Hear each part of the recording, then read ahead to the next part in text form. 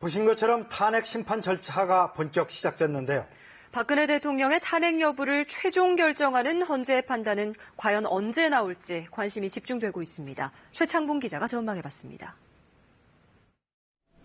지금 제가 서 있는 곳, 헌법재판소 대심판정입니다. 이곳에서 최장 180일 동안 박근혜 대통령 탄핵 심판에 대한 심리가 이루어지게 됩니다. 박 대통령은 직접 출석하지 않고 대리인을 내세울 가능성이 높지만 최순실 씨와 안종범 전 수석, 정호성 전 비서관은 이곳에서 열리는 공개 변론에 증인으로 출석합니다.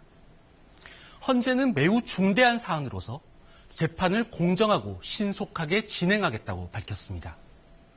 탄핵 심판 결정에 영향을 줄 수 있는 요인들을 종합해 뽑아본 주요 일자입니다. 우선 내년 1월 31일 박한철 헌법재판소장이 퇴임하는 날입니다.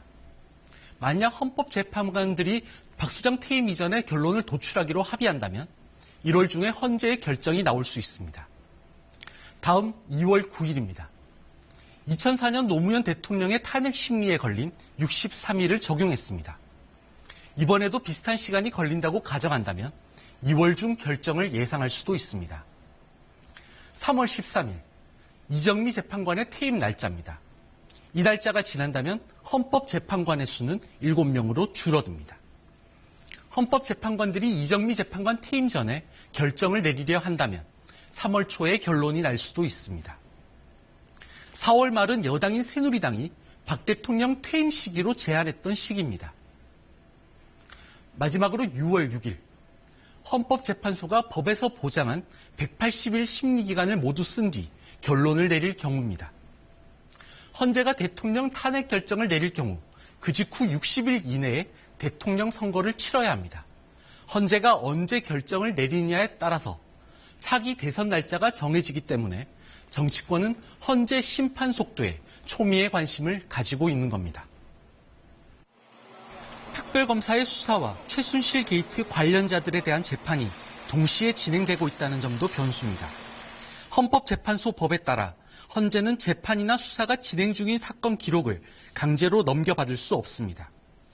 이 때문에 헌재가 직접 증인을 신문하고 증거를 조사해야 돼 신속한 심리 진행이 어려울 수 있다는 분석도 나옵니다.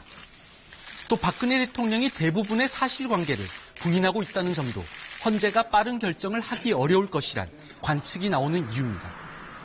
당시보다는 탄핵 사유가 훨씬 많습니다. 그래서 거기에 대한 사실 인정을 해야 되는 그런 부분이 있고요.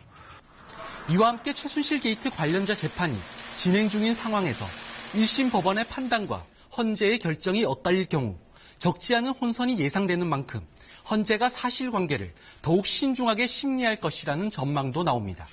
KBS 뉴스 최창봉입니다.